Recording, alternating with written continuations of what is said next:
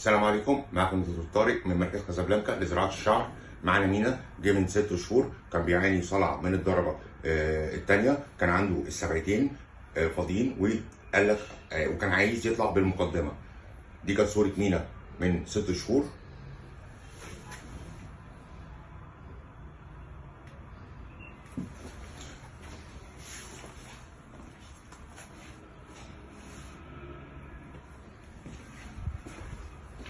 زي ما احنا شايفين دي نتيجه مبدئيه 6 شهور. النتيجه النهائيه طبعا مين عارف انها بعد سنه هيفضل كثافه الشعر بتزيد، فدي نتيجه مبدئيه وهنسمع راي مينا في العمليه.